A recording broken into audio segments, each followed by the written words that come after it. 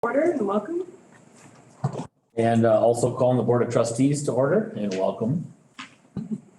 And roll call by secretary. Deason.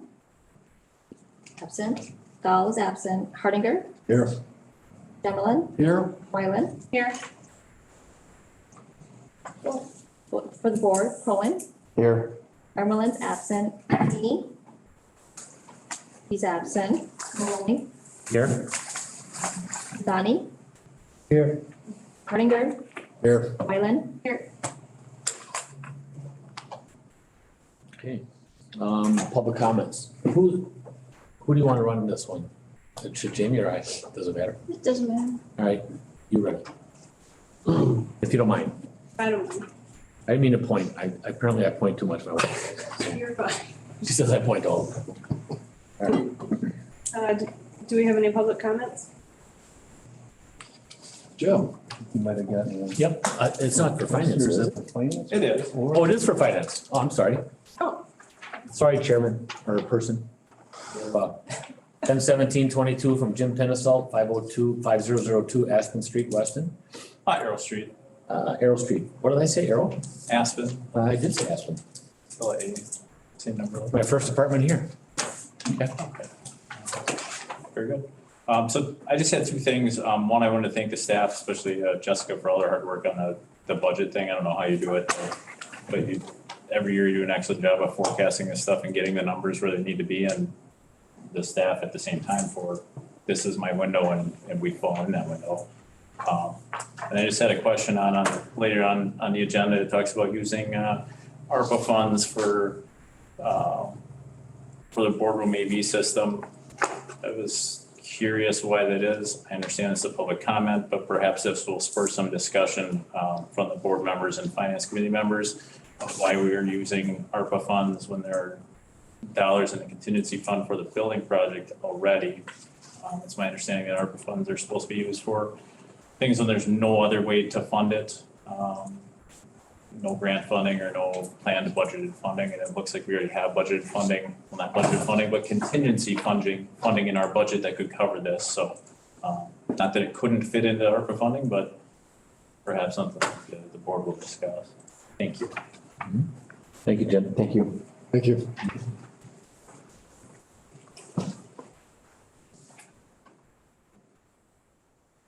Do we discuss that now or do we jump to 5? I don't think so. Number I five. mean, what do you guys? It would be at the time the agenda item comes up, I think. Yeah. Is it in here? It's on 10. Yeah. Yeah, there you go. Cool. Yep. Okay. Number 5 on the agenda, September budget and status report. So we have a summary in the packet. So far revenues are doing better than last year.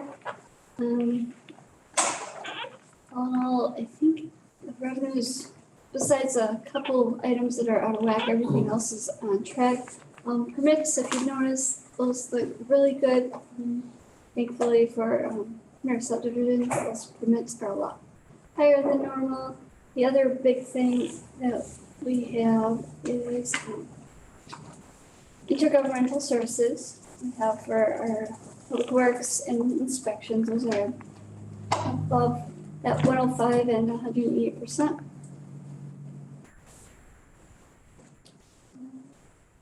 Other than that, those revenues, expenditures are running less than last year. We have 5.8 million spent compared to last year at 5.78. Salaries are reflected through the end of September. Is there any questions that you've had when you reviewed the attached statements?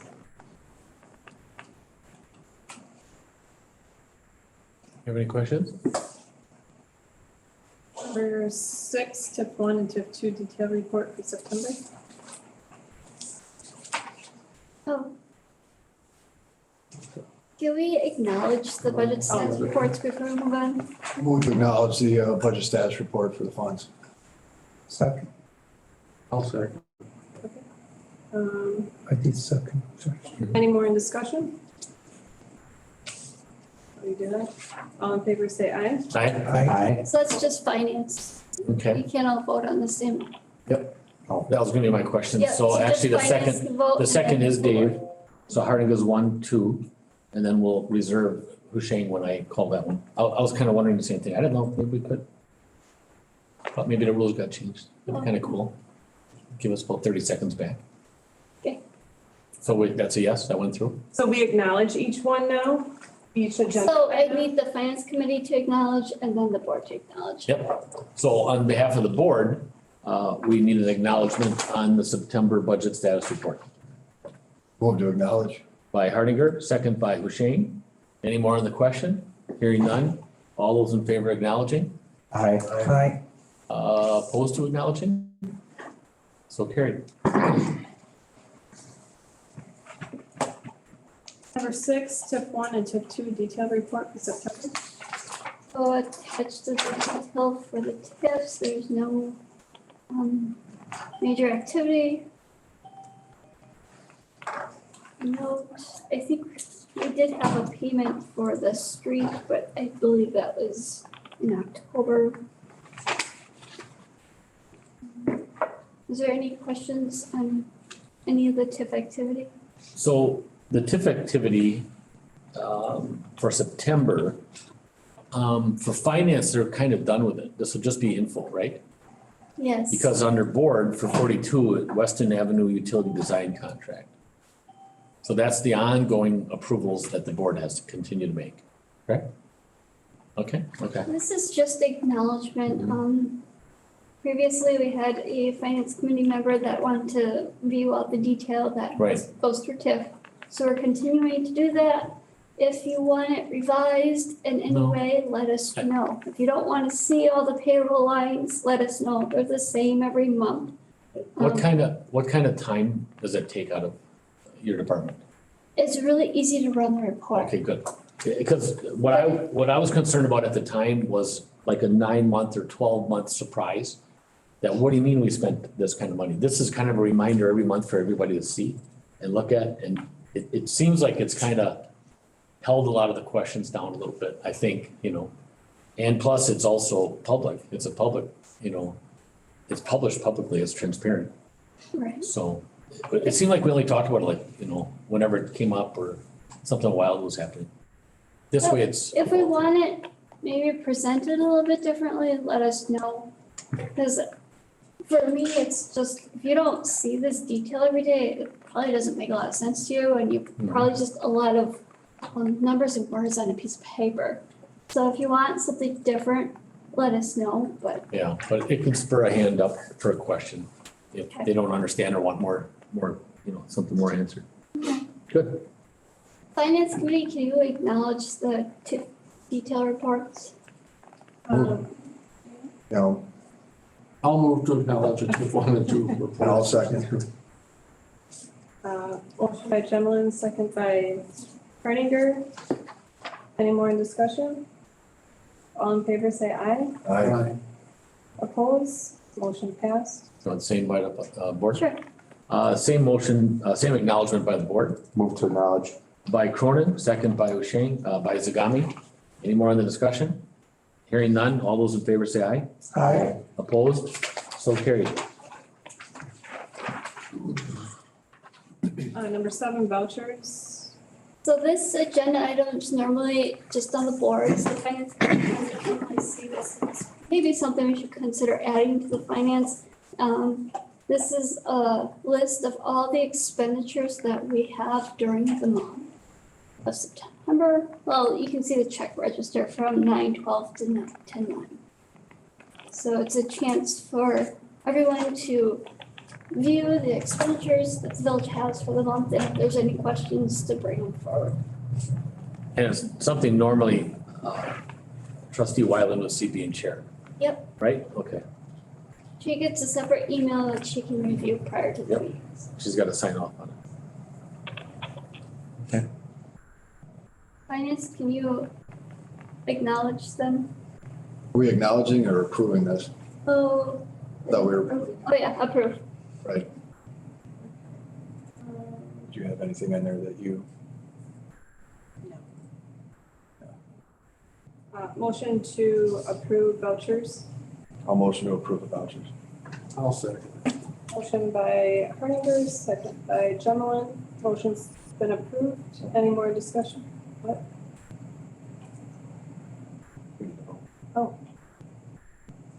Board also?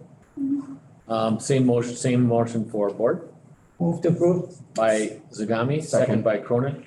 All those in favor say aye. Aye. Opposed? So carried. Number 8, review and discussion of 2023 budget. Yeah, small presentation.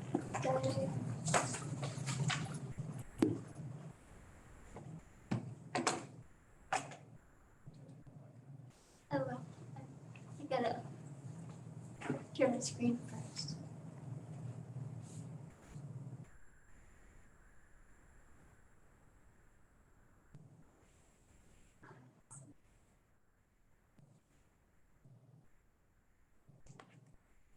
Can I share my screen?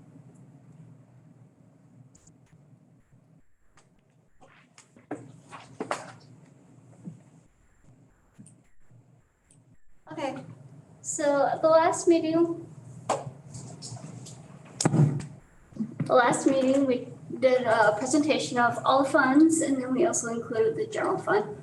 This time, we have on the agenda that we can talk about the other funds. I know there's some people that weren't here last week, and if anyone out there has questions, let me know. This is a great opportunity to follow up if there are any outstanding questions. Does anyone have questions about what we presented last week? Do you want me to bring up some slides from last week, or are we all good? Okay, moving forward. So this is the general fund. Prior to our adoption, we need to publish in the newspaper. So this right now is the top half of what would be published in the newspaper. Right now, we're looking to have an adoption meeting on Monday, November 21st, 2022. I'm not sure where yet, so prior to publication, that will be made sure that it's correct. But this is what we're looking at publishing right now. It has a total increase of 3.69% for the budget. That's made up of the revenues. The major increases are coming through property taxes, intergovernmental revenues. We got some permits going up. We got intergovernmental charges going down. And applied fund balance. Last year, we took some of our fund balance and we applied it to this year. We're not looking at doing that this year. So to dig deeper into the change in revenues, $213,000 increase coming from property taxes, transportation aids, $80,000, permits, 20, mostly because of the Hinner subdivision. We really had a large increase in permits this year. We had, I think, over 100,000 of residential permits. We're looking at repeating that this year. We're not quite that aggressive. I think we budgeted about $80,000 for permits in case the interest rates are going to be holding off some new home building. We thought we'd be a little bit conservative there. Expenditure restraint program. We are collecting $126,000 of grant monies from the state in the expenditure restraint program. That's an increase of $17,000 over last year. Interest income, we're budgeting an additional $2,600. Insurance premium refunds, $2,000, and then a lot of miscellaneous ones, which equaled about $3,720. So a total revenue increase of $338,962. The decreases are coming in cable franchise fees. We're just not getting to where we budgeted. I think there's still some people coming off cable, going to streaming services. Intergovernmental charge, that's the inspections that we do for Chrome Weather, $8,000 we budgeted. And then the applied budget surplus for $19,000. So the total change is 3.69%. for a total operating revenue budget of $8,489,203. Any questions on revenues?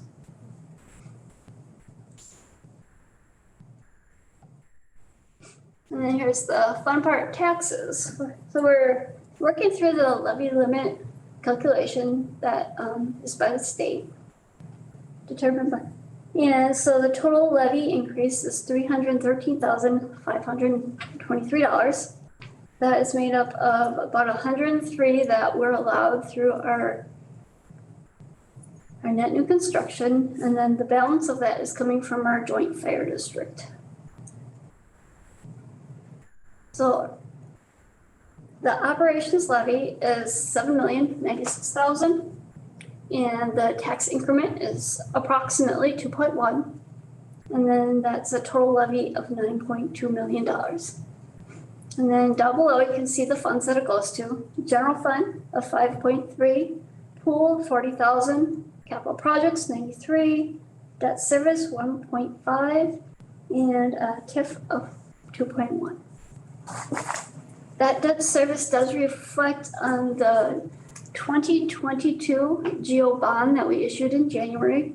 We have a large payment next year, so we're starting to pay on the building that we built, starting in January.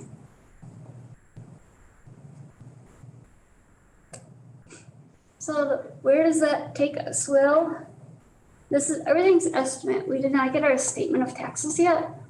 Statement of assessment, so we do not have the total value of assessed value for the village. The equalized is actual. We got our final equalized number, and that's $1,531,100,600. And so our equalized tax rate is $6.03. But the assessed, which everyone sees on their tax bill, is a guesstimate right now. So we're looking at $7.80 for our guesstimate, which is an increase of 26 cents over last year. Where's that increase come from, Jessica? Where does the increase come from? Is that what you were going through on the last slide? Yeah, so last year's levy, and then we can add our net new construction, so the amount we can allow will raise our operations levy. And then we have a couple of exemptions, so our exemption for the joint fire district, so we can raise an additional 110 above and beyond the allowable levy for that. And then for our debt service exemption, we can raise an additional 1.5 million for that. So the total levy of 9.2. So if you go over here, you can see the assessed value of $1.1 billion, the levy of 9.2, and then you divide that out, and that gives you a tax rate of 7.8. Thank you. So when I was looking at the past increases, I didn't think 0.26 was that bad. I thought it was pretty affordable compared to the past increases that we have had. Largest being the 2020-2021 tax rate was an increase of 36 cents. We also had an increase of 36 cents back in 2017-2018. So 26 cents I thought was pretty affordable for our taxpayers. But obviously that's my opinion. I guess I want to hear what the board's thinking. Do you think that's an affordable rate?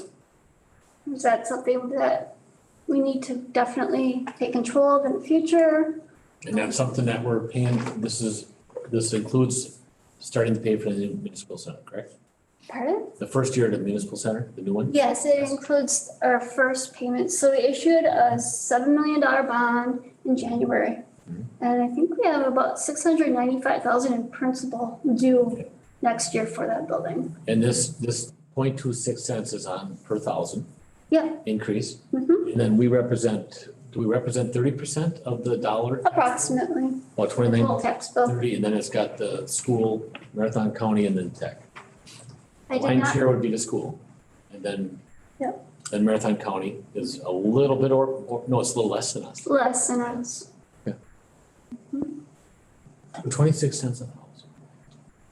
Does the issue with Marshfield Clinic change any of this if we were to lose that battle?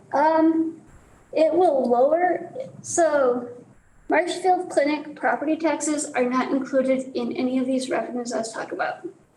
Because they're TIF, correct? Yeah, so where you're gonna see it, see this 2.4 million right here? That's where you're gonna see it. So it will affect our tax rate, but it won't affect our operations.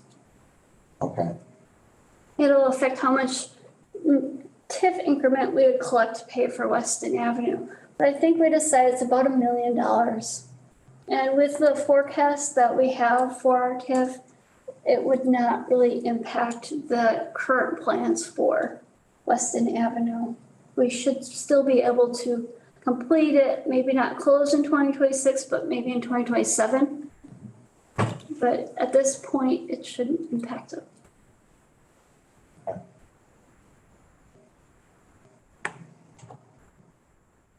The 0.26, what does that represent of an increase? I don't, Not percentage, I mean dollars. depends on the house, I don't. On a So the 100,000. reason why I didn't do too much calculation in there. I know that. It's an estimate. Okay, Last year when I did this exact same, slide, I was a penny off from actual, really? which So, not significant, but I think I projected 30-cent increase and we ended up at 29. okay, But I don't like to talk too much about this because it's not. I know a finance director in the past got in trouble a little bit because they said, oh, this is going to be our tax rate, and it ended up coming up a little bit different. But it is estimate. We currently do not have the final statement of assessment. The assessed value is estimated based on the final equalized multiplied by an estimated assessment ratio. okay. But last year it proved to be pretty close, so I thought I'd present it same as last year. And I was pretty happy with the increase. Next year, I don't know if we'll be able to increase this much. So this $110,000 is from Safer. So Safer's operational increase was only like $43,000. Mhm. So that's an additional money that we're able to increase because of Safer, but they may not come in with their increase next year to allow us to increase 110. I mean, if it wasn't for their CIP still going up because of the ladder truck, so we broke that out in so many years, so we are accumulating the funds to pay for the ladder truck through several years. And that's one of the reasons why we're paying more to Safer than just their operational increase of 40,000. So this includes our CIP. So Jessica, does that 26 cents estimate represent that 313,000 to 523? Yes, yeah. If you add up all the allowable increases, so the total, So that's what it represents, 313? Okay, yeah, so just looking at, village board all the way down the contingency. yeah, None of those really don't surprise me, except for the municipal building. What is dovetailed into that 50 grand increase or 48,000? where are you? Are you on, I went back up. Maybe that's not even part of the question. Maybe I should have asked it beforehand. what page are you on? Boy, that's a big question. 107. Packet. 107. Did I go way ahead? What page are you on? Are you on expenditures? Yeah, Okay, I know, I can't help it. so I will move on from revenues. Let's move on to expenditures. Okay. Okay. Okay, So so I'm ahead of you? you are, Okay, sorry. that's okay. Let's look at the expenditures. So But 313 represents the 26, right? Okay, so because we got 301 just in here. Okay, go ahead.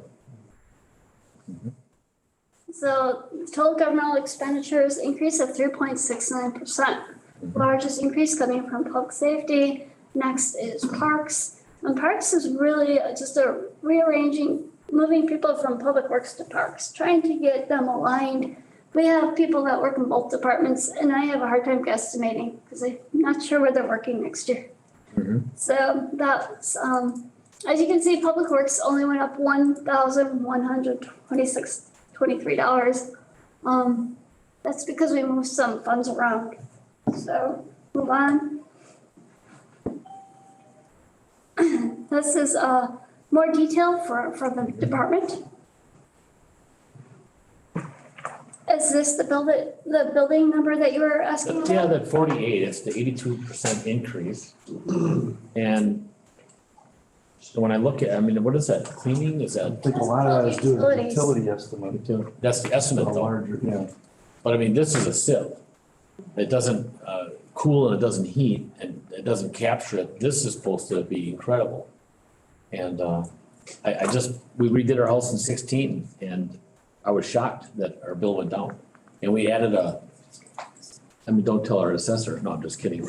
Added a 3-season room that ended up being a 4-season room, you know, leave the doors open, no heat or nothing in there. And we actually went down almost 10%. So we did it based off the WPS estimate, Mhm. so I'm hoping they're wrong. Okay, so they did an estimate on the It's new building. focus on energy estimate. Okay, good, good, That's a $60,000 to $90,000 increase yeah, in our utility, okay, for the total, not an increase. yeah, 60 to 90 total bill for the municipal center. What are we paying now? We budget around 30. mhm. But I mean, all the lighting's LED, I mean, all that stuff, Right. yeah. I mean, it's 82% of it is a garage that we're gonna, you know, we don't heat all these garages, you know. I Just don't what's think, attached to this. just this one here, just these two, with the partition, yeah. What's that garage over there gonna be heated at? Mid to low 40s, enough to melt snow, but not warm enough that you can walk around in shorts, I guess. Yeah, we went around in 2 or 3 of them down in Oshkosh and Little Chute and it wasn't comfortable, but it was definitely workable if you needed to work out there. But I mean, but you're right, it melted snow, so.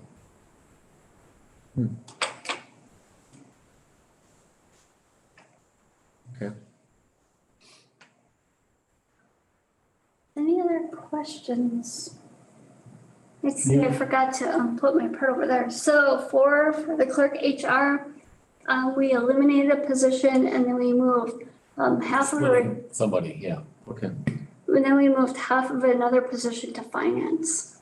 And for the municipal building, it was an increase in utilities. Building inspections, the increase is certifications. We increased the salaries there. And then for public works operations, we moved some funds over to the CIP, approximately $55,000 we moved out of public works and over to CIP. That is one of the things we did to balance the budget. What, how realistic is the attorney at 40,000? I mean, where are we right now? Just ballpark, like today? I thought we were higher than that already, right? We were okay. I think after SBC, if I'm hoping that thing settles, we would be able to make our budget. Yeah, I have not gotten. really, 40,000, really? We would, I thought we were over already, no? no, not already. Okay. Well, it's possible in total, but then what the bill does get split to different funds. Right. So, You mean there's more than this 40 somewhere else? What do you mean by we're looking that? at general fund impact on this, so there are some charges to utilities and other, and TID, you know, those come into play as well. So it doesn't tell you, if you want the whole attorney bill, we'd have to get to the, Well, I think we should. I mean, that's the number I wanna know. okay, but that does You know. not, so you're getting a component that affects the general fund, the tax bill right now. Okay, so when Wyland signs off every month, she sees all the bills, right? Like I used to, okay, all right. So that we could be at 70 with the attorney.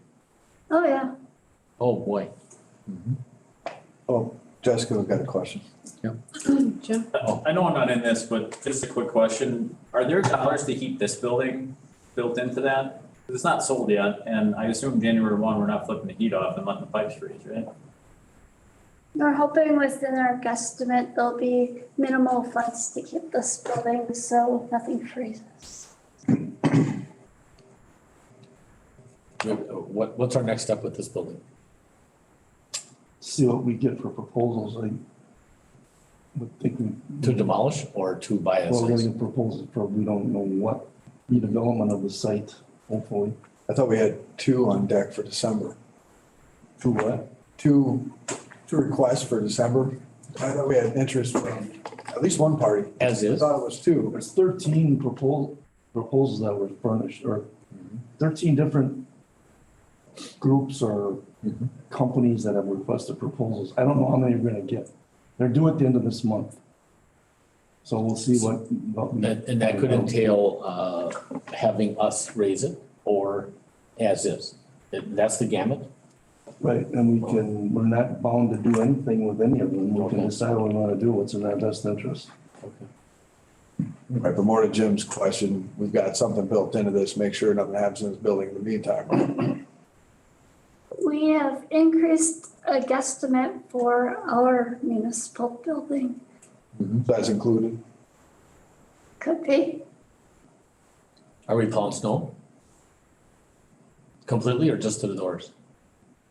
Well, we'll need to at least plow snow to get the salt shed access. I mean, Yeah. if this building is closed to the public, we probably don't have to really worry about, Because if you have to get in, you just come in with a plow. yeah. That would sure be able to track tracks. I would think you would need to plow a fire lane at the minimum. Yeah, I mean, so if we're here to load with salt, somebody will just, we'll have traffic coming in and out, so I mean, put the plow down as they exit out or come in.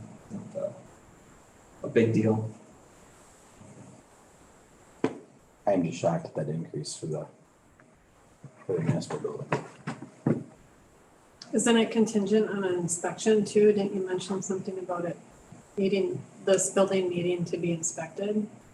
Or am I wrong on that? I think we went through, the contaminants. We're okay there, right? There's a Phase 1, phase 2. or question something? about asbestos that would be best done when it's vacant. I guess that was the advice we got. Otherwise, the rest of the site is But clear, the ground is clear, which is almost shocking. Okay.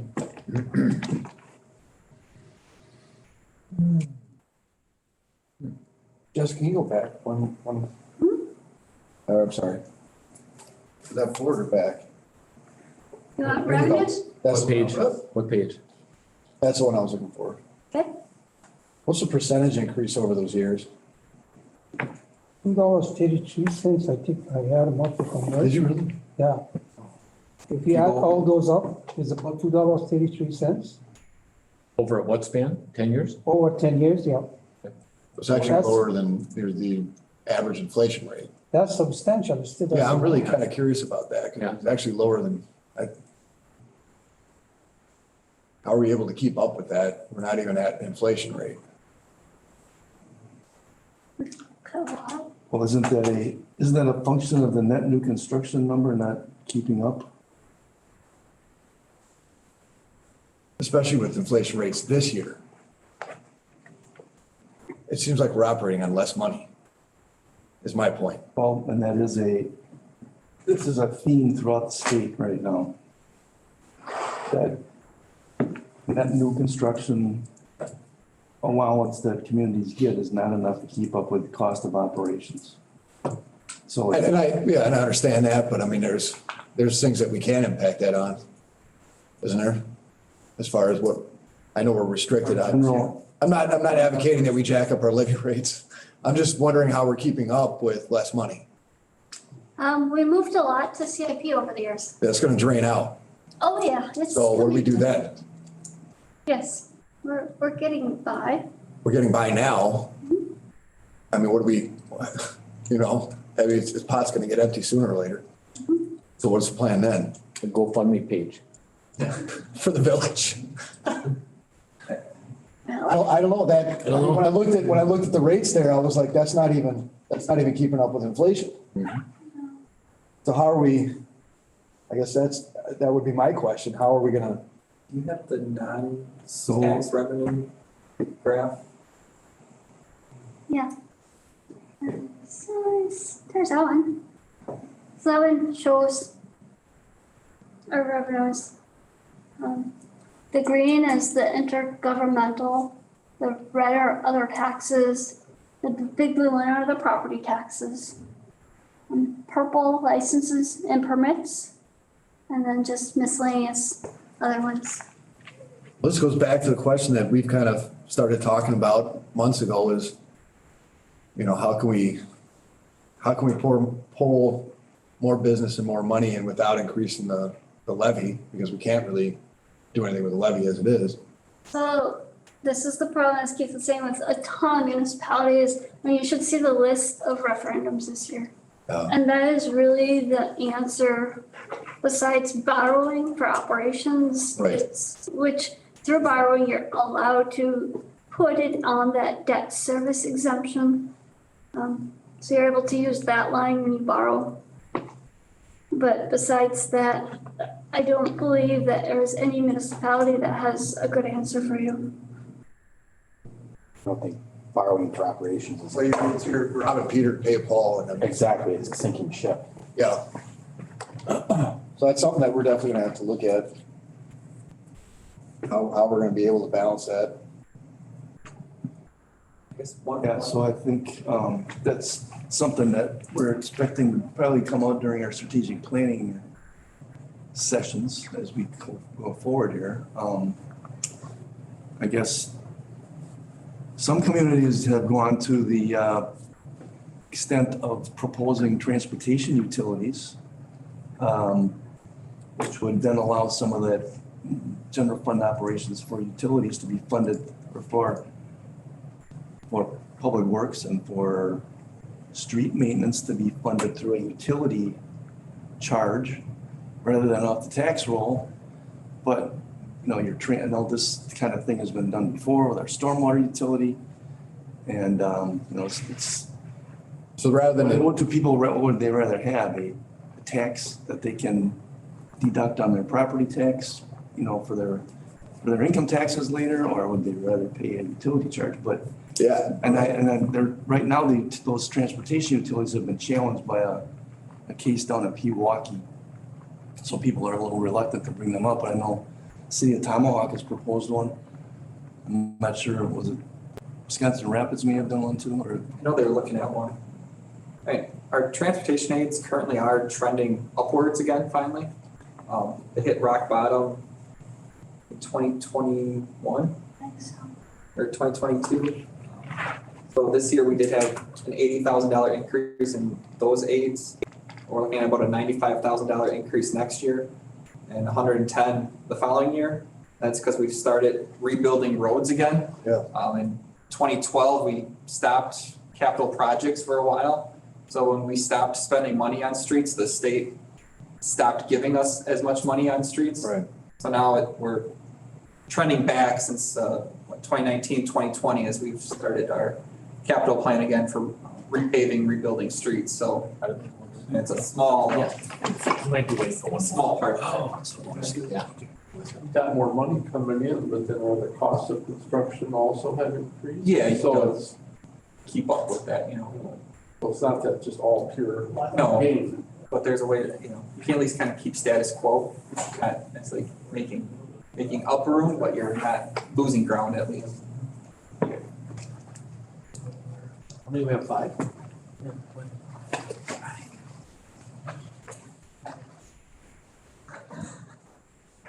So, You can 2 sit there and then 3 sit here. No, sit up at the table here and get a feel for it, okay? We're not gonna just talk or vote on anything. Yeah, grab up your pick right there.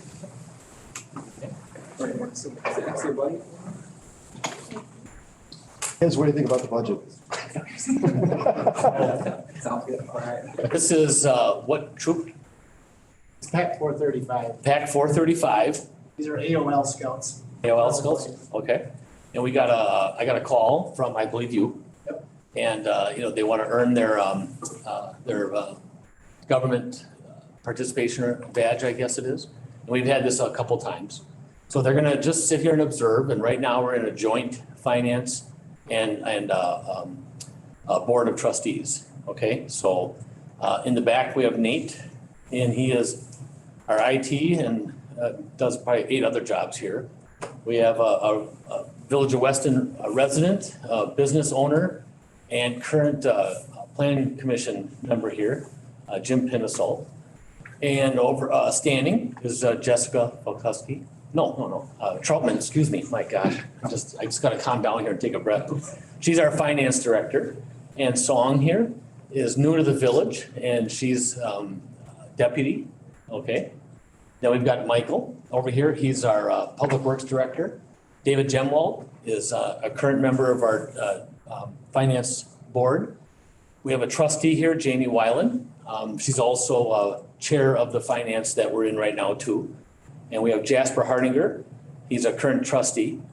We have Husheng Zagami, who is also a current trustee. Steve Cronin, current trustee. Mark Maloney, trustee. Administrator, Keith Donner, excuse me, joke, just a small attempt at humor, sorry. And then we have Pam Brem, who is also new, came about the same time Song did as our village clerk. Okay, so that's who we are. And just introduce your group of 435. You want to say who you are? I am Will Davies. Davies. Okay, I'm Easton Peterson. okay, Peterson. okay, Yes. I'm Tom Davies, okay. and you are? E, yes. Eve, okay. Well, welcome to our, it's a joint finance and joint trustee board. And so you're welcome to stay as long as you want. This will go on until about 6 o'clock. And then we'll probably have a little break, very short, and then our trustee meeting will continue after that. And there'll be some members coming and possibly some public coming in too. So, okay? So welcome aboard. If you have some questions, raise your hands. But right now Jessica has the floor. And we're talking about our budget and hopefully raising not too many taxes. So, okay? If you have any questions, just pop your hand up and hopefully somebody here has an answer. Revenues. So this was one of the presentations we gave last year. You keep asking what we plan on doing. And we've been approaching this issue for a couple of years now. So last year, Jen and I put this together, and went over it pretty well. So obviously our revenues are drying up. In the past, people may ask, why are you able to increase the levy all those years in the past? And one of the reasons is because our debt service exemption, we had room. So when we did our levy limit worksheet, the amount we levied for debt service, so we levied $1.3 million, but the total debt service was 1.4. So the difference between that, we were able to levy and use that difference for operations. So back in 2020, 2021 budget, we had $111,000 that we could levy for our debt service exemption, and we could use that 111 in operations. Okay. Last year, that number shrunk. We used all but like a little bit of it. So that debt service exemption that which we've used since I came back in 2017 is now gone. I think we had maybe 10,000 this year that we could use. After that is gone, you are limited to the allowable levy increase in the levy. So that's what we're looking at. This was a projected 2022-23 budget. If we only had a net new construction of 0.82%, which was what we had last year, we would have been able to increase our taxes $58,974. Okay. And during last year's budget, we worked really hard with the state to allow us to use the joint fire, which I thought was a really big deal. If you go back up here, so this 110, this is the second year that we're able to use this line. Our goal is to ensure SAFER meets the CPI +2 increase, so we can continue to use that. If the operations and capital budget for SAFER were to have been like, say, 10% increase, we would not have been able to use this line, and we would not have been able to raise $110,000 through the operations levy. meaning that we would have had to really dig deeper into our budget. And maybe they wouldn't have been able to get all that they asked for. So, what's gonna come before Safer here in the next month is, we have a, kind of at a crossroads on this ladder truck that's been ordered. It'll be here in, 2 years, about $1.4 million. If we keep one of the ladder trucks, apparently we stay in a IOC, There's an issue with the ISO rating. ISO rating, for the whole village. And if we sell them both, to recapture some of that money, because we really only need one. Wausau's got two. Rib Mountain, Mosinee is trying to get one, but the board won't go. And Rothschild voted it down. So Rothschild said no to a ladder truck, thinking that there's enough in that area, which I agree with. But we may not, I know we don't need two, but then what's the difference? How does a board look at that, And then how do you find out that, I owe what? It's a rating, it's a fire rating, yeah. It basically affects everyone's ISO. homeowner's insurance, right? Right. I exchanged some emails with Josh last week, and what he had said was they're looking at, if they sell both trucks to replace it with one new one, it could end up hurting one municipality or the other, depending on where it's housed. Oh, wow. And it could raise everyone's homeowner's insurance, is my understanding. Do we have a number on the estimated value? He doesn't know yet. Two They're trucks? still looking into it. We're also looking at that, what we could possibly get for the two trucks. And we have to look at that. But it didn't bother us, and I can't help it. I know board has heard this so many times from me, but we certainly weren't thinking at all about taking a cable fee monthly of $5 to every house and raising $174,000 that way. So there was no concern on raising a household $60 for charter, which is huge heartburn for me because it's my $60. But now that we have the $174,000, now how do we get rid of it? And please, somebody don't tell me that if I have TDS and charter, I'm paying $10 a month, because I'll go over the It's top. only on your television, so if you only have internet through one, so if you really do have two services for, say your upstairs is So it's only- charter, your downstairs TDS, you Then it would only be have two 10? fees. Okay. But if you have internet through charger Mm-hmm. and your TDS. television's through TDS, you'd only have one fee. Gotcha, okay. So, so the point on, it didn't stop us from even worrying, I remember making that phone call and asking, why are we doing this? And the answer I got was because we can. So, that's the way it is. Pretty wild. So then I ran for the board. Okay, so that'll be something that'll come up in front of Safer, just so you know. Okay. And we'll feed you the information, because we probably won't understand it. So you can help us with sieving through that all. Any questions from any of our members here, our visitors? No? Just a little point here, the bathroom is just right down the hallway too, by the way. Okay, so if anybody has to go to the bathroom right down here. Jim has one? Jim, what you got? I do. If you go back to just any of your worksheets and the 110,000, that'd be a fine one. Yeah. So if you add the debt for the building, does that go on that bottom line? Does that impact? It's right here, Where? this one right here. Oh, okay. But The one it shouldn't here. exist yet, right? Because we didn't borrow those dollars. And we borrowed a We borrowed bond, half, right? we borrowed in 2022, in January, we borrowed 7 million. $7.7 million. Right, but there's still 10 million to borrow. So Yes. how does that impact this dollar when we change that $7 million line to a $10 million line? Or it doesn't? It will impact that, it'll impact it next year.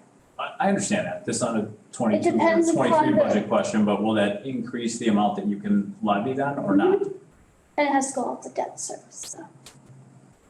Hmm.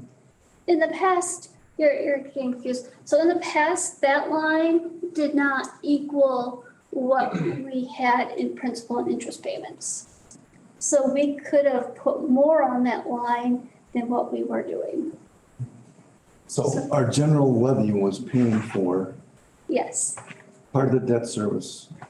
There is the majority of the debt service that is, well, what do you call it, debt service exemption, which is not, it's not restricted by law other than we can't borrow up to a certain number on a certain percentage of our Right. equalized value or whatever it is, but Yeah, that taking on debt does not have the same restrictions as fund general operations. Is really I guess the general description of that. Does that make sense? No, I understand that part of it, but if you change that number from 7.9 million to 17.9 million on this last slide, how would that impact your, say we're still doing today's budget, which we are, but next year when we sit down in this same room, you're gonna have that same number, but it's gonna say 17 instead of 7.9, right? How will that change? There's payment, correct? yeah, it's based on principal and interest payment for the year, so it Okay, depends so it's not upon the the. total amount borrowed. So depends upon the structure that we get for our $10 million borrowing, which hopefully we'll have done in January. Okay. Interest rates are going up by the month, right? Oh, yeah. So, So scouts were talking about taxing and establishing a budget so that we can establish a new tax rate. And so like, we're talking right now that it's gonna go up for the Village of Weston, 26 cents. Approximately 26 cents a thousand. So on $100,000 home, it's $26 more for next year. And just so you know, when we talk about this, for the dollar per thousand tax bill that you're actually paying, the Village of Weston represents about 30%. And then the Marathon County represents, I think, 26 or 24%. The technical college is 4 to 6%, somewhere in there. And then DC Everest High School would be the remainder, which would be not the, I don't mean to say lion's share, but would be in, I believe in the 40s, right? 41, 42, I think so. somewhere in there, yeah. So, and when we're always talking about this, we're not talking about the whole dollar, we're talking about 29 to 30% that is levied here in the Village of Weston. Steve? Jess, can you go back to that bar draft that you had? Yeah. Showed where all the different revenues come from? Oh, where are the different revenues? Oh, it was just. No, Where it was split up and all. split out by the. Oh. categories, yeah. Go down. This one? Oh. I That's got it. one, yep. What's the reason that our interest in miscellaneous has slimmed down so much over the past 7 years? Which color is that? The real dark blue way at the top At there. the top, okay. It went from a substantial amount to the last few years, it's extremely. So in 2018 could have had some other miscellaneous stuff in there, but We dropped- interest rates really dropped. Yeah. Okay. Okay. I wasn't sure if there was any other specific. I'm trying to remember so that one year, it ended up in miscellaneous, we had a settlement with Foremost. I think we got like $300,000. Yep, we did. That was in 18. That was probably 18. So Yeah, that was 18. a good chunk there. We were gonna go to court and then we decided to switch and settle, right? And we also gave Rothschild a little corner that they turned into a Starbucks. Hey, good for them. We couldn't have put Starbucks on there. So it's only open half the time. That's right, we got Caribou, it's better than Starbucks anyway. We're waiting on Blacktop, just like our municipal center. Okay, any more questions? These presentations are getting pretty good. Your front cover is really cool with the little glass bulbs or whatever on Well, there. the goal is to get conversation, and this is what Well, the goal is, and it's working out pretty well. You know, so. I'm surprised you didn't have like some skull on that dried up Baron to get your point across. Sometimes a picture does way more than words. Well, And when you see that caked desert, that's pretty ugly. I think that was something that we should talk about, because we keep bringing it up. What do we do? So we did have some ideas. What now? What? There's a ton of possibilities. Street maintenance. This is the easiest one for us to do. This is a year ago. So remember, currently there was $500,000 in street maintenance, and we move each year that we're allowed to. We're still, I think it's gonna be around $400,000 budget now, because we did move again this year. We're projecting to move for the 23 budget, $50-some thousand to CIP. Yes. I remember talking about that. I remember talking about the squad cars too. Yes, And squad cars have been moved to the Yes. CIP. that's, each year, the finance department really searches high and low for what did we miss last year? What can we do this year to continue the budgeting decisions for the board, making it a little bit easier for them? But Is there like, to let you know that that's what Yeah. we're doing. I believe you are. I actually believe that there's probably a social site with finance directors. And, whoever finds something, sends it out to the rest this way, and just to try to pivot, that we found another legal way to do some different things. Exactly. So It just made a lot of sense. Some of the suggestions we had last year, so increased levy for the joint fire EMS district, which we did use. We used last year and again projecting to use this year. Transportation utility that Keith was talking about, maximize P-card rebate. So every dollar we spend on our P-card, we get a rebate back. And as long as we're spending it at places that don't charge us to use a credit card, that's a win-win for the village. Okay. And the P card is still the government one.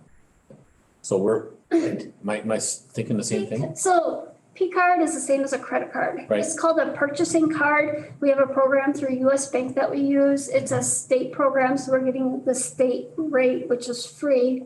And then the state rate is also secures the rebate that way. So is our fuel through there too? No, our fuel is through the WEX program. Right, okay, that. And then the EMPD is through Quick Quick Trip. Trip. It's safer too? Safer is currently in the process of switching. Okay, They are with Fuel Man right now, okay. but I So know. they're fueled wherever they are? They go around and Yes. fuel their, okay, Yeah, I've heard of but it. Sheriff said they are changing right now, Mhm. hopefully to save some money. Yeah, they will be able to. And then this is shut down out here? Is there any value to those tanks? Yeah, we haven't added fuel in Yeah. probably 2 months. Do we have to get rid of some of it? Does it have to get, They're empty. We use them until they're empty and we just didn't get it refilled. okay. Is there probably some value to somebody, I would think. Okay. The other recommendations for increasing revenue are license and permits, wheel tax, more user fees. There's very limited opportunities to really make a significant increase in the revenue with those last items I mentioned. Well, to add to Administrator Donner's point is the strategic plan will come back with community feedback on community development, which increasing projects within the village, whether or not, we're trying to pull in development, business development, or if we're trying to pull in additional community development, residential development, that would all help increase that revenue that we've had for the village, but So it increases the net new construction for 1 year, and then Yeah. each year you're not allowed, so a new development comes in, yay, you get an additional $10,000 that you can levy for that. But the state does not allow you to increase that $10,000. I mean, very little, so all of a sudden the services for that development are increasing and there's no levy to support the right, but necessary. if we have more people living in the village and more businesses in the village, we'll have more money coming into the village. There's a really cool article from GFOA that talks all about smart development. Yeah. And a lot of it was with retail, so you want more retail over housing if you get sales tax. So that was one of the options, but they also talked, it was a neat article, I'll have to get it out to the board. It really was. You're gonna send it out to us? I gotta find it. JFOA? I should send it out. Okay. It's through GFOA, yes, that's what I got. Smart development, you said? Yes, I'll have to find the article. Yeah, I think, It wasn't in your boxes, was it? Did you give it to them at one point? Amazing. no, Okay, good. Did you ever send that out? I didn't send that out yet. I thought it would, to tie in well with the strategic plan, we should send it out quickly. Okay. So, yeah, I guess just one thing related to development, we have to be a little cautious about what we're saying, attracting development. Does that mean we're throwing money at things? And I think we have very limited ability to do that where it's not, we are spending the rest of the village's money when we do this stuff. Now, TID gives us that, some of that flexibility, but if we're doing it for a residential development, you know, there's other liabilities that come with that too, so we have to keep those things in mind, and just more of an overall philosophical point here, but, you know, those are things that we should be talking about as we're going to strategic planning. Well, it's a concern we have with Marshall Clinic. If they win this lawsuit and are tax-free with all our services out there, and I'm sure we wouldn't have been so, happy to come to the table, thinking that 15 years later, they're gonna go for this. I So- mean, I doubt very much if we'd even be sitting at a table with them. So that's the question before them right now, is what has changed and why do you feel it's different than it was Right. at the beginning? So that's being worked on by the attorneys at this point. Okay. Okay. Good questions. So one of the things that we also threw out there was closing the TIF. After the approved Weston Avenue project is completed, the board should consider closing the district as soon as possible. That was one of our recommendations that we had last year.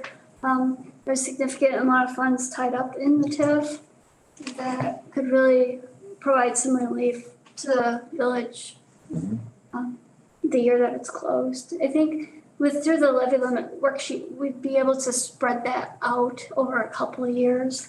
I'll have to work with Greg Johnson, our financial advisor, make sure I get I use that levy limit worksheet wisely to benefit the current and future. So we're looking at 26 on a possibility of closure for TID 1. Yes, so it won't benefit us till 27. 27, and what is just the estimated, what are we at, 23, it rolls another point? That both TIDs went to 23, I think, right? Isn't that? Both TIFs are required to close in 31. No, I'm sorry, value. Oh, the That's the value. percentage of equalized value, right? Yeah. I think it's around 23 total. Yeah, I don't know. and 1 or 2 of the percent would stay with TID 2, Schofield Avenue. Yeah, I think. The rest is all out there. So what, if that just ballpark number, if that closed, what kind of dollars would that bring back? I think we're looking around 400,000. Cents. I don't know since 400,000. So what's making this 26 cents That was dance? 313. 313, so we're talking 400,000? Okay. So 32, 33, maybe. And that's money that we can increase our levy. I think the result in the drop would be, I thought it was under $1, but it was pretty Yeah, significant that. it's $100, but that's if Marshfield Clinic stays the way they are. Right. We pull that out, then it's a whole nother deal too. Okay. But I don't think it'll change that much. I mean, they have a lot of value, but TIF 1 is big in and of itself without Marshfield Clinic, so. Okay. Good. Okay. The other option we had for increasing revenues was lobbying for change. Municipalities need to be able to increase the levy to keep up pace with CPI. I find it really interesting that the state, I haven't heard anything specific, but there's a lot of municipalities that can't continue inflation at 8% and be able to raise their levy 1. It's gonna be really difficult. Yeah, have we heard that Schofield is or is not doing a referendum? Have they decided not to? It's They're- not. They're gonna fund their situation with their. With what we already- utility With what we already did? But I think the referendum question has to come quickly, come soon. Yeah, okay. Okay, the last one is the referendum. The decision to go for referendum is not one to be taken lightly. Failure is not an option. That's one of the things that we were really talking about is we can't go out, promote this and then fail. It's something we have to make sure that is well planned and very strategic. I agree. In the end, chances are we're gonna end up borrowing for operations. State statute allows increases for borrowing. We're very far away from our max limit to be borrowed. The village does have a limit that's a little bit more restrictive than the state, and that is the policy that we are following. Thinking outside of the box, this was a really good article last year that I was reading, putting public assets to work. This is where we had the great idea to put that park that we have, that new land that we purchased back in 18 and build a campground with it. So, Prohaska, yeah, I will definitely retire and run that campground. So So we need a campground here, big time. I think it's just thoughts outside the box like that. Now Dave Gemlin, he sent me a great email and trying to think of, give options and ideas of where can we save money, where can we make money. And I think those are all really important as we move forward into the future with our tight budgets that we're gonna have. I gotta do the shout out there, Dave. I mean, I look forward, when I see your name on an email, I know I'm gonna be thinking. Yeah, I'm gonna be thinking, because you definitely stimulate a good thought, so I appreciate that. A little of something Yeah. is better than all. I'm telling you, it's good stuff. Little here, a little there, it all adds up. That's some good ideas. Good. What does JFOA stand for? GFOA, Government That's why it's not Finance something. Officers of America. It's GF, and GFOA, it stands for? Government Finance Officers of America. Oh, okay, cool. It wasn't coming up under JFOA. Oh, no, Okay. sorry. Okay, this final slide is what we're looking at for our public hearing notice. The slide, What page? it's in my PowerPoint. Okay, that's right. Yeah, Blow it up just a little bit. I put it, yes. Hopefully our new visual aid will be better over there, right? But by the way, Scouts, this is gonna be our last meeting here, right? Or possibly. We hope it is. So we should be in the new building on Camp Phillips Road. So this meeting would be the third Monday of every month for finance and the board. And then planning and public works is on the second Monday of every month. So you'll have to take a peek over there when we get in there. So, yeah. So this is the proposed public hearing notice that we're having, that we'd be putting in the paper. The highlighted yellow are the ones that are subject to change.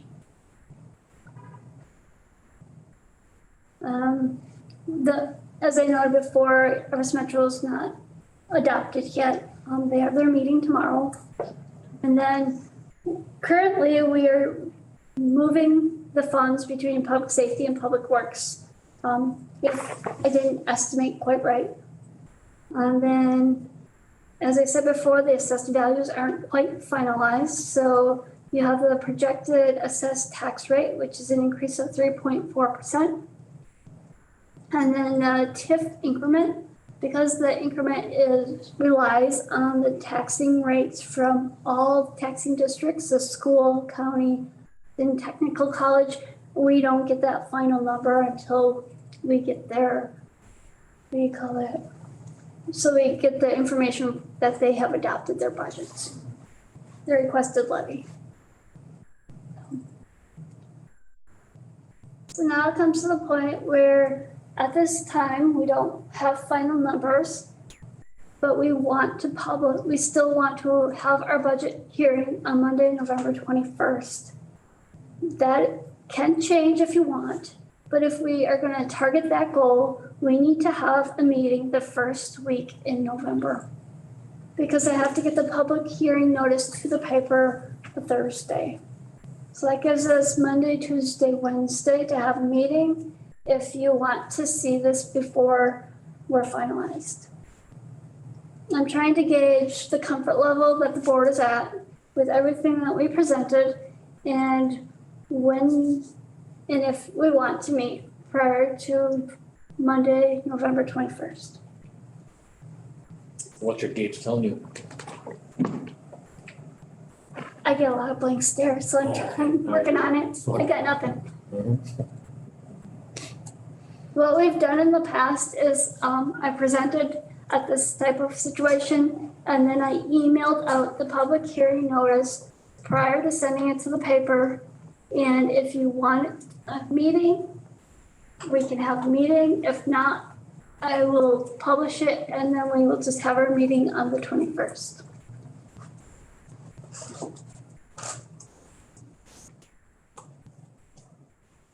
I personally feel like you did a fantastic job putting this together. I don't have any concerns. I'm perfectly okay with moving forward with the hearing on the 21st, just my opinion. And I'm only one. I concur. I agree. Great job. Okay, I will let you know if there's significant changes, obviously. By the end of the week, I'll let you know if there's nothing changed. Let me know if you have any questions again, if you want to see more detail. Everything is available. If you want to sit down, let me know. Other than that, I think that's it. Want to take over again, Nate? Thank you, Jessica. Thank you. Good job.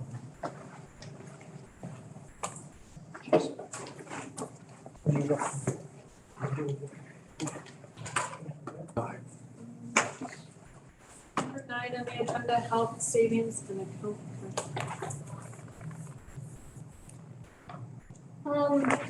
The board has always agreed. You can stop sharing. Sorry.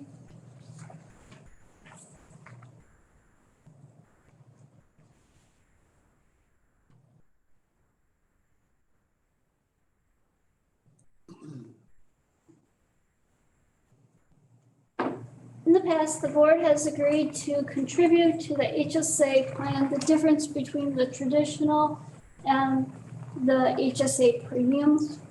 I think if you look below, I have the amount of the contribution that would be proposed and how it's determined. I was just looking to see if the board is going to continue that. The finance committee needs to go through it, make a recommendation. Yes.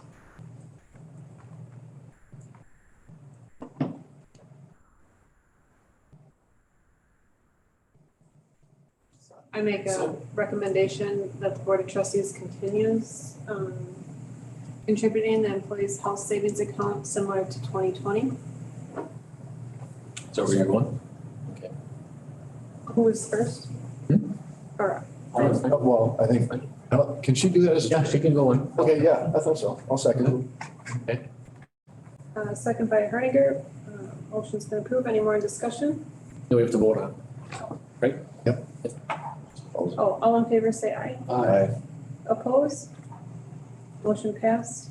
So is that coming to the board then, or do we do it, you want to We sign can do it? it here. Do it here? Up on the screen. Same motion to the board Motion to approve. Second.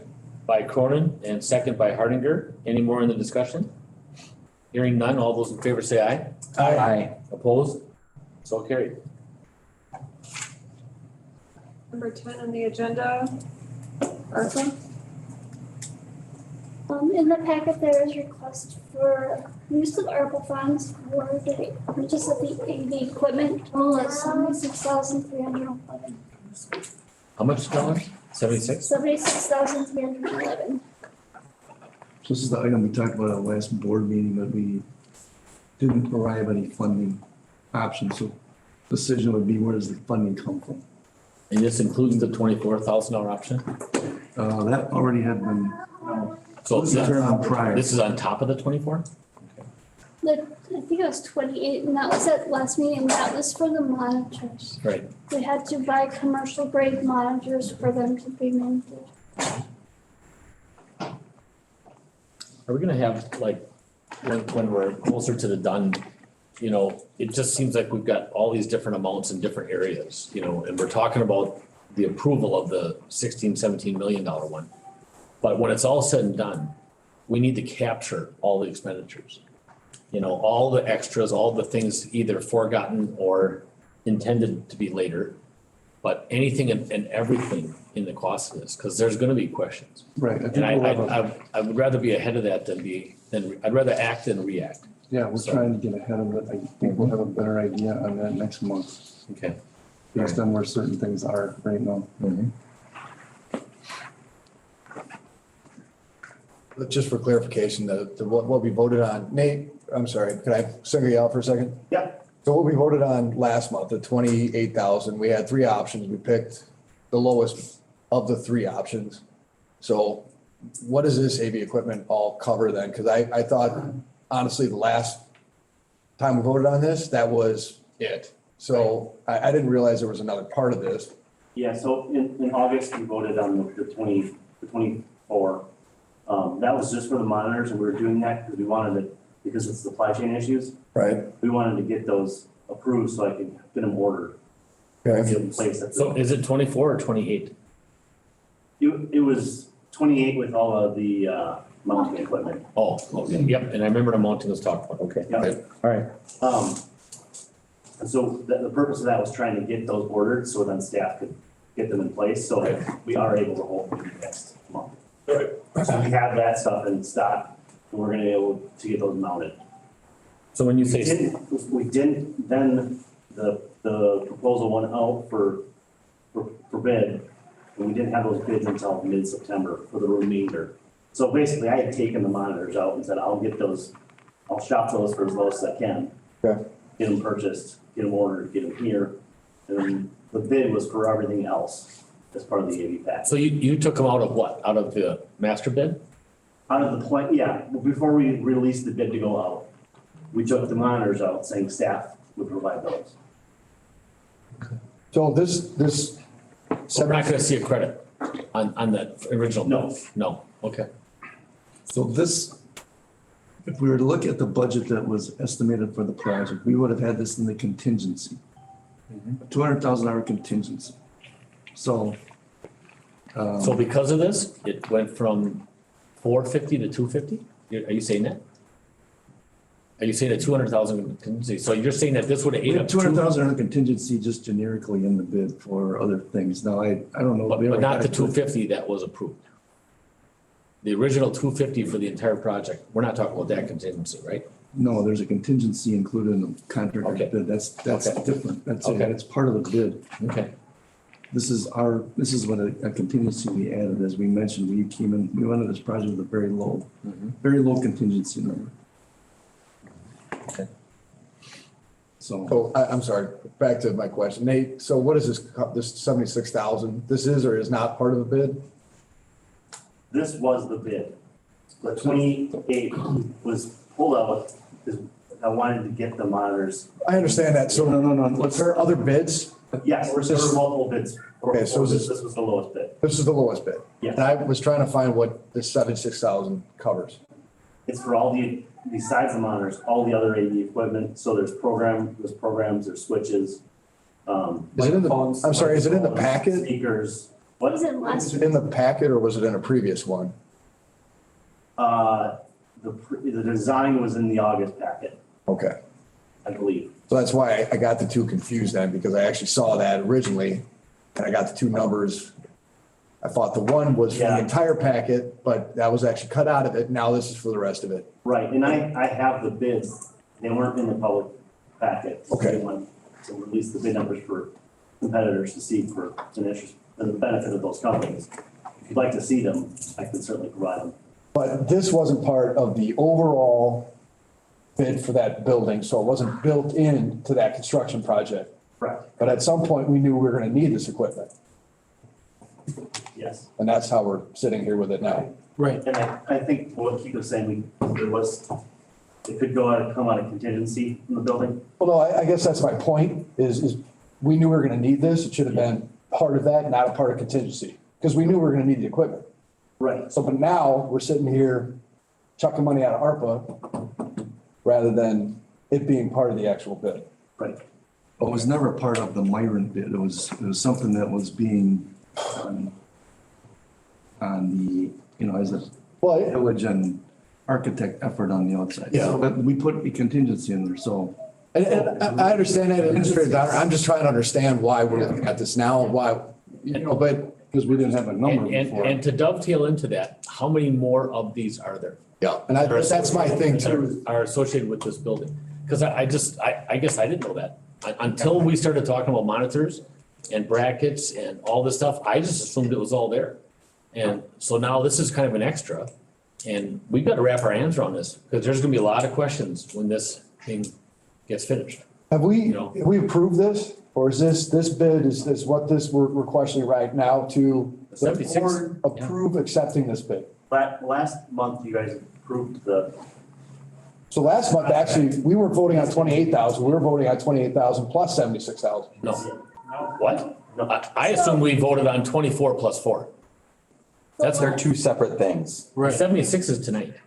Yeah. The Right. 76, I believe, was already approved by us. Yeah. The question tonight is whether or not we want to use ARPA funds. Right. Okay. Because it's ARPA or CIP. Or something else. Right. I'm not sure if you were, I don't recall if you were at that meeting or not. It must not have been. Yeah, no, that's, I guess my question is the frustration.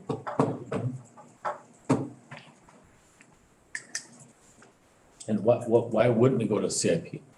Why? What's the difference? Well, Do you wanna borrow for it or should we use ARPA funds? Yeah, it's whether or not it goes toward our operation funds or, In the future, we'll make sure that when we bring these items, cause both the AV and the corp master plans were approved, but in that approval process, nothing was noted on how to fund them. So that's why both items are brought back tonight. So I just need to know where do we want the funds to come from? Jessica, what would be your recommendation? It doesn't matter. well, I Do you wanna mean, borrow more for the building or do you wanna use that? You know what? I just have to stop this. Okay, so we absolutely need this AV, the monitors, the speakers, the microphones. We absolutely have to have that to operate. We do, right? We do. So, but that was not in the budget. But the trees and all the landscaping was, which we do not need in the budget. We could have done the trees a year later. We could have done the grass a year later. And had all this other stuff in. But it seems like we did stuff that really, I mean, in most cases, other than government, nobody could afford to do all this like this. And mostly brand new furniture too. It's almost impossible. And here we are with needed, required items, wondering how we're gonna get it and how we're gonna fund it, yet, boy, if we don't have 150 trees planted over there, I can't imagine. So it looks beautiful. I just don't know if it all had to be done right away. well, given the presentation Jessica just made on her budget, I would recommend going against borrowing for it and using I agree. funds that we have, because because I think we've got a challenge ahead of us on balancing our budget. So, although I would rather have used the ARPA money for something more better benefit the community. I think there are opportunities that we have to rent that room out so that we can recoup some of those costs that we're putting into there. So I would recommend use the ARPA funds for the AV. Okay, if we can just take just a short break here, stay here, but just to the scouts here, I don't know what your intentions were and how long, and I don't want you to feel awkward when you leave. I would have left already. So I'm just telling you, I mean, it's clear that we're not gonna finish at 6 on this meeting, and so the other one is gonna start a little later. So I just, you know, if I don't know what is the requirement, you definitely heard enough. Usually I lose my attention span at about this point, but anyway, do you have any questions at all? Anybody have any questions about this tonight? Run away. We're very, very happy that all of you came here. No, Experience this. happy here. Yeah. And, you know, my first time in this room, before I ran for any kind of government, I was so intimidated.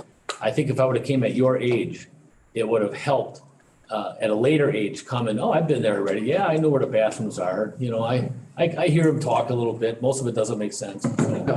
But we're very happy, very pleased that you wanted to come here tonight and see this, okay?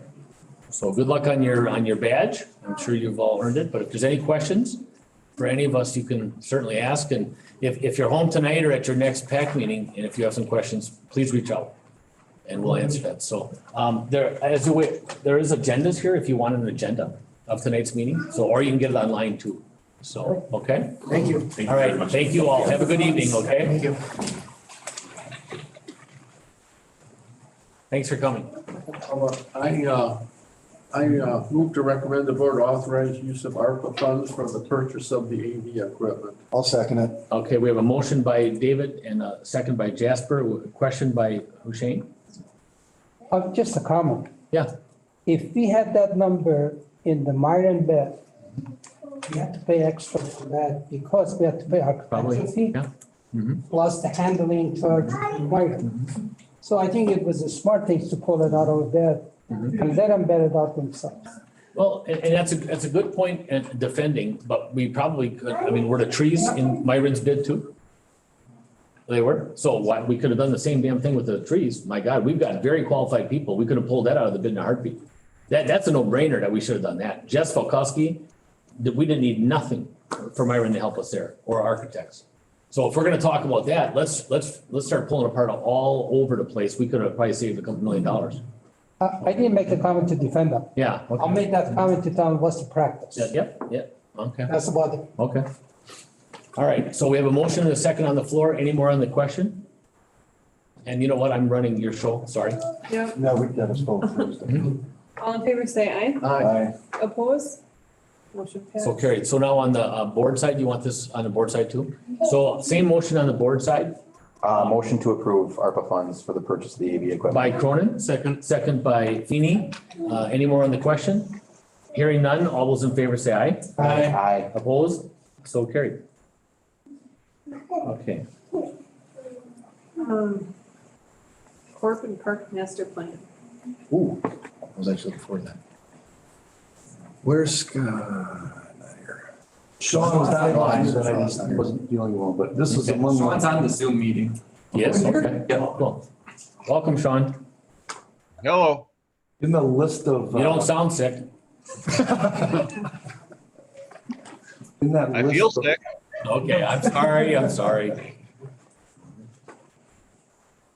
In that list of potential uses for the ARPA funding, the corp and the park master plans were among those things that were proposed at one time to be considered. So again, this, and Sean, you can probably fill in the blanks here, but the corp at one time was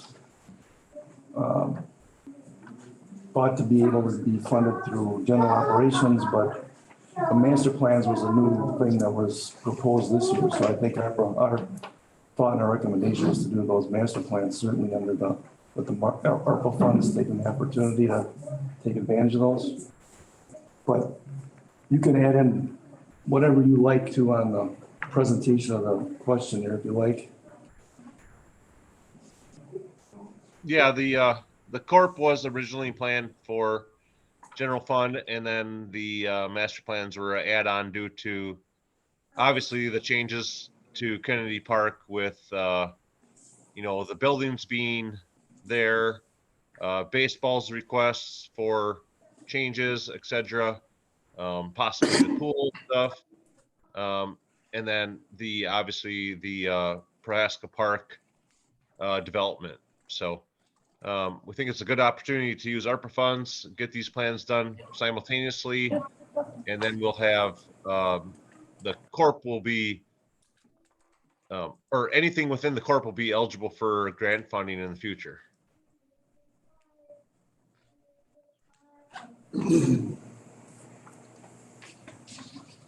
So I got my question of clarification is 31.5. Is that just for Kennedy Park or is that for the master, like all the parks?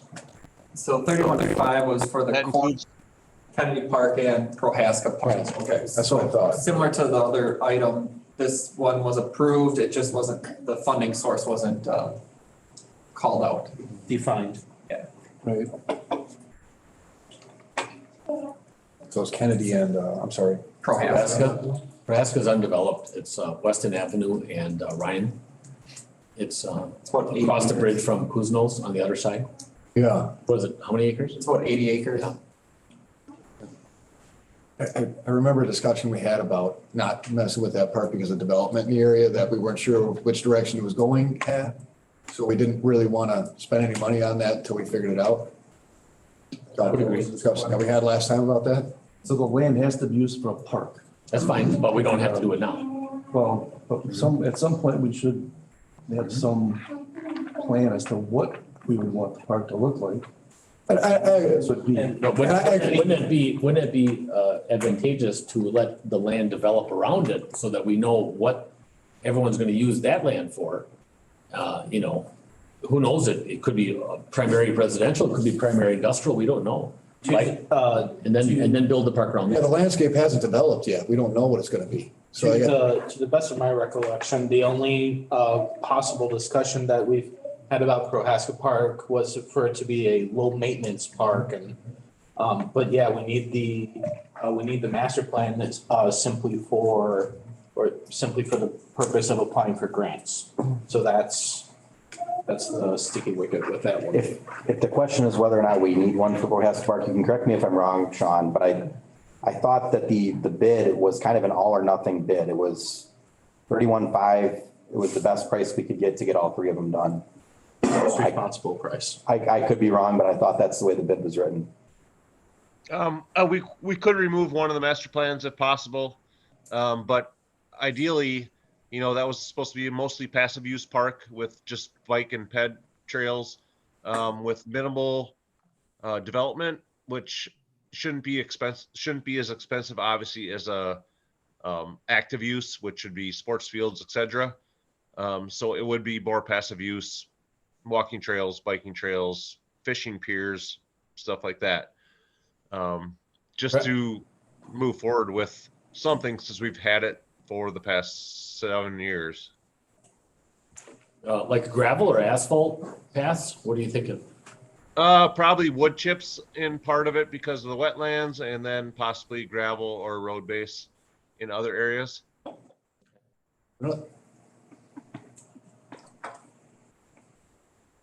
So 31.5 is on the table. So as a reminder, this was already approved. We're just trying to, I just need to know how you want it funded. Oh, shut up. It was my understanding we were gonna put it in one part too, but. Yeah, that's.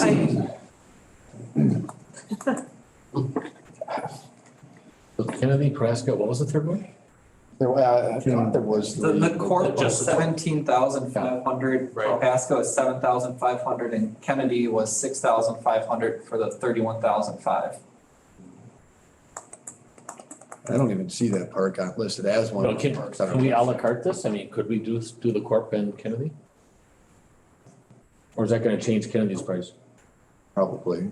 Sean, how was that written? Those costs were independent of each other, correct? They were independent, yes. Okay. So do you believe we could remove Prohaska and just do the Corp plan and Kennedy? That's what it's not open yet. Yeah. Yep. Sean, do you foresee any need to apply for grants for Prohaska in the next year or two? Well, we already have Prohaska listed in our Corp. So as long as we keep that in there, it's just determining what exactly we want to put in that park.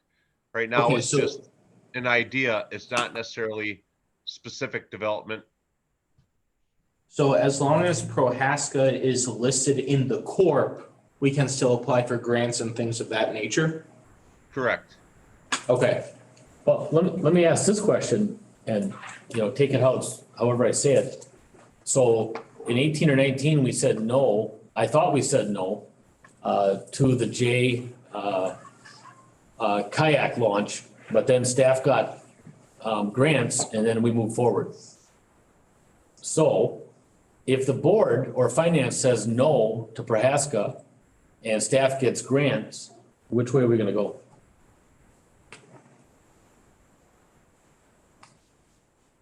That grant was not WDNR or federal. That was through the MCEIF, which is Marathon County Environmental Impact Fund, which was applied for prior to deciding not to develop that. Okay.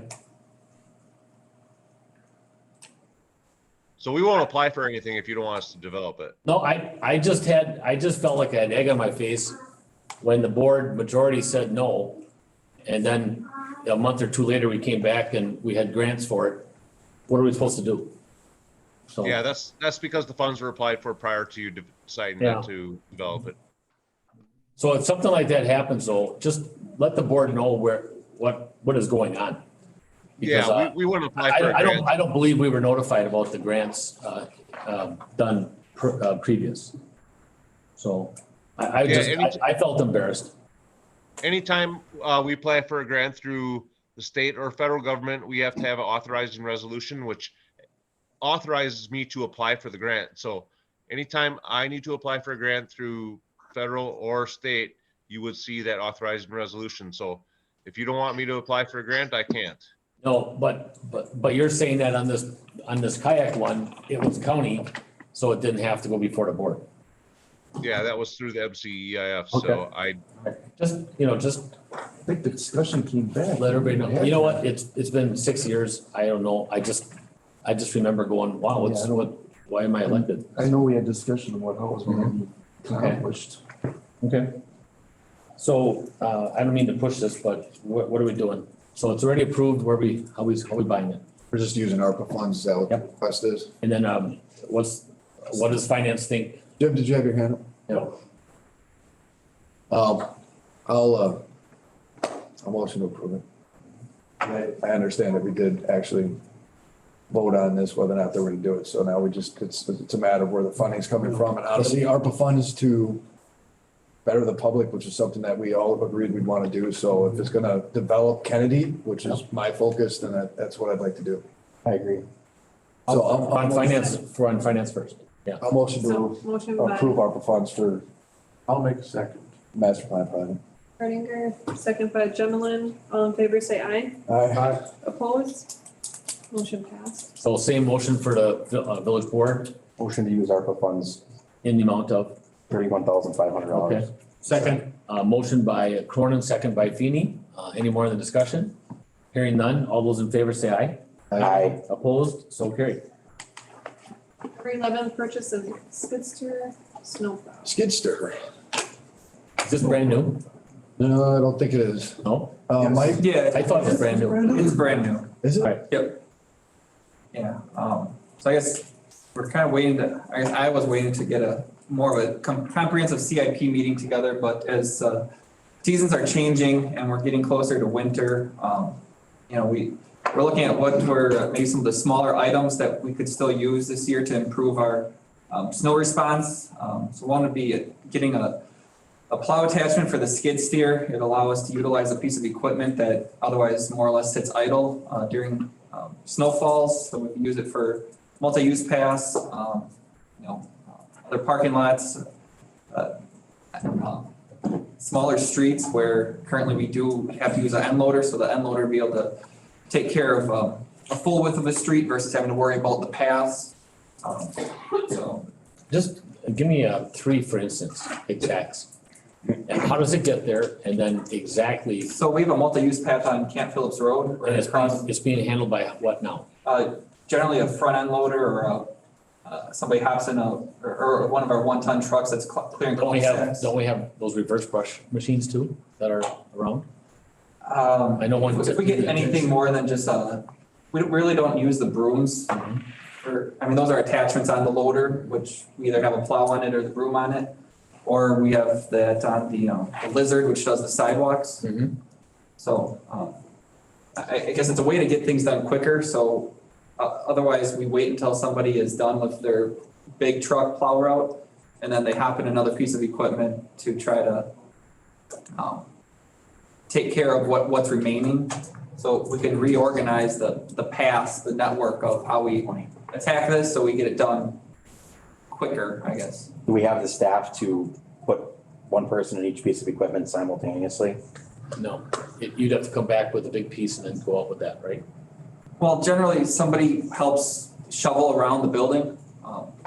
So once that person's done with that, they would have this to hop in and go do. They wouldn't be waiting for somebody to get done with the loader or another route, or one of the utility operators. We do well checks in the morning. So primary use of this equipment, we have a skid steer. So We have a skid steer ready. adding the plow to the skid steer, primary use is a municipal building. It would do that. It would also, like I said, it would get the walking paths like on X. It could go to Ross Avenue. So the walking path goes from essentially Yellow Banks all the way down to the Y. So we'd be able to get that there instead of, I guess, rerouting somebody later. So we're keeping a $60,000-$70,000 piece of equipment idle for the winter for 6 months. Correct. Yeah. Is this ARPA funds or just how's it paid for? So I guess that was the question. There is some, flexibility There's money in the CIP to cover the purchase, but there's also potential of just using operating funds. We had a less salt purchased or getting purchased this year. So we could just look at using our winter maintenance funds for it. So we're not looking at ARPA or anything like that. How do we determine the less salt? Climate change or what? We used less last winter, so when we had purchased, over? yeah. I'm not even supposed to be talking yet, so. Can be a question. Is there any impact, or we don't use the skid steer during the winter right now, so clearly it doesn't get rusty and full of salt and funk, right? I mean, it does get used at times, But we're not pushing street salt around with it. no, but we wash it off. I mean, it's common. That's the one nice thing we have is now we'll have the ability to house it in a different temperature and Before you see, I mean, does the skid steer replace every 5 years no matter what, whether it's all rotten and crappy or? No, Plow trucks are only a couple of years old and they see rust and stuff. Yeah, I mean, we spray the underbodies of all of our equipment, to rust proof them as best we can. My question is, will this decrease the lifespan of our skid steer significantly? What does the cost? I don't think it's significant, no. No. I mean, the last skid steer we replaced, we had it for almost 20 years. I think it actually increased our ROI, Yeah. definitely. And can you It increased the equipment to, I get it, X, you can go right up the street, but to the other end of the multi-use path, like you're gonna run this thing down all the way to the Y? Yeah, I mean, you can run it down the road and then we take it over to Birch Street. I can't, but you can. Yeah, but is You're it exempted from that stuff. wheels or track? This is wheels, right? Yeah, we have wheels. We have a wheeled and a track skid steer. I have an educational question. Yep. 2 parts. So what would be the cost difference and I guess the effectiveness versus a plow and the brush? And number 2, how's the impact on those hard surfaces between those two, plow or brush? Like what's gonna, cause I think of you plowing sidewalks and whatnot, and I've plowed things before, I catch on things, I start tearing things up, whereas that brush really doesn't. But it doesn't move snow as well as the plow does. Yeah, I mean, generally we already plow with either a loader, which is a much heavier piece of equipment. Yep. So in that sense, it should have less of an impact, on the pavement. The broom, we've tried in years past, it just, eventually, if you get wet enough snow, it doesn't move it, it just kind of packs it. Okay. And the same thing, the broom bristles do wear out over time, so then you're replacing your broom. It creates a That plow's got skids on it, so it isn't going right. There's a wear blade on it, yeah, it's like Okay, a rubber blade. okay. I would argue right now too, you're using a piece of equipment that's too big for the area that you're plowing. Correct. You're probably tearing up the lawn and. Yeah. So is your recommendation the Lano equipment? This is identical. Yeah, it's the same plow, 2 different vendors, so one was, where's Lano? they're nearest, they're in the Twin Cities. And how many multiple use housing projects do they build in our area? I have no idea. That'd be 0. Sure. Right? 0. And Fedorsky is heavily invested in our area. Right? Well, Swiderski, The same. I mean, I don't know if different it's the same. companies. It's relation though. It is relation. Yep. family, but 2 different companies. Sure. I have no problem if you go with the other one. Well, I'm just thinking service. Yep. Will they put their nose up to us? I mean, it's a plow. I think they'd still sell us the parts. Yeah. Does that include transportation? Ooh, great question. Yeah, is that delivered? That's a great question. Well, Fedorsky's right here. We can go get This it. one did not have it. The delivery fee was, I think it was $500 From Lano? from Lano. Yep. Swiderski was no transportation because we're within, And that 500 is in Lano or not? it's not in their price. That came later on Friday. So it'd be 500 on top of that 10,250. $100. 10,750 is really what we're looking at. Which is still $1,000 less than Swiderski. Right. Over 1,000. 1,200. Yeah. Is this just board or is this? It's probably both, right? Either both. It doesn't list either. Doesn't list. Yeah, we've been doing both all night. We gotta move this along. I have got to go to the bathroom. Okay. Me too. Yeah. I'm shaking my legs. My legs are shaking if you haven't seen it. The shipping was $598.74. So 600. 600. 600, yeah.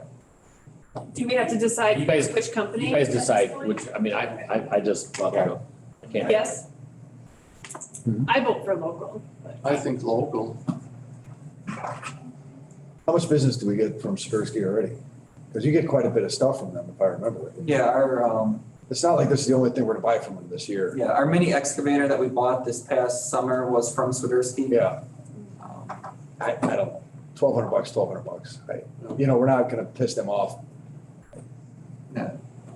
For future service, they're right here. I know, but I guess my point is we already do a lot of business with them.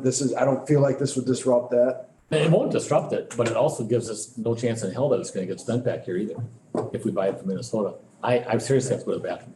Okay. So, yep. Motion to approve, the purchase of the plow from Swiderski Equipment, for the price of $11,970. I'll second it. Second by Gemlin. All in favor, say aye. Aye. Opposed? Motion Same motion, passed. same motion. By the board. A motion to, I move to approve the purchase of the plow from Swiderski Equipment for the price of $11,970. by Cronin, second by Maloney. Any more on the discussion? Quick question for Director Wadowski. Mhm. Are we obligated to go with the lowest responsible bidder in this case? No, for equipment, we don't have to go with the lowest bidder. That's actually a good question, Nate. That's a great That's a question, great question. because we went with the lowest bid for the garage doors at the safety building in municipal Benner, and they're absolute crap. And if we would have went with the right one, we would have gotten really nice doors and they'd be done already. But we did it twice in a row. We also went with the second lowest for court, but that was because you can make an argument that the lowest wasn't responsible. Yep. I have a motion and a second on the table. Just on the question, there's a difference in the type of projects under law, what you need to do. Public works projects need to be lowest bidder proposals. And we just continue to get Professional stiff, services and we get stiff. Yep, and equipment. that's great. Okay. Yep. All those in favor say aye. Aye. Opposed? No, One no, or more than one no? One. One no. So we So still, let the record stand that we have, 1, 2, 3, 4, 5 yeses and one no. we still needed to resolve the funding source, correct? Is that it? Well, let's save that for Can we next have the meeting. option? Oh, I mean, that's what we're asking. Or you just want staff to make the determination?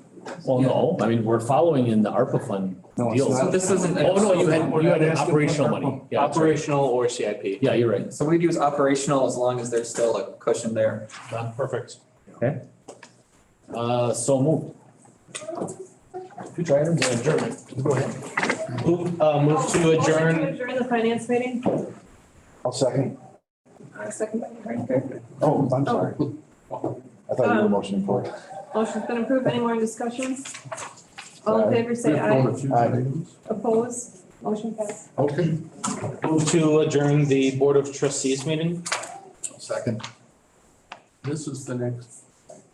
Okay, there is a second. Mark's, or President Maloney isn't here. There is a first and second. All those, Hold on, who's the vice? Barb isn't here. All those in favor, please signify by saying aye. Aye. Aye. Opposed? Motion carries. We stand adjourned at 6:20 PM. All right. Next meeting dates Wednesday, November 2nd, 2022, 5 o'clock, joint budget meeting. Topics for future meetings, budget final elect before publication, remarks from staff, committee members, board members. Announcements. Staff, for finance or both. We are adjourned, so there's no more business. Oh, yeah, you're right. Yeah. Finance meeting is now adjourned. Well, no. We may not have that meeting, remember that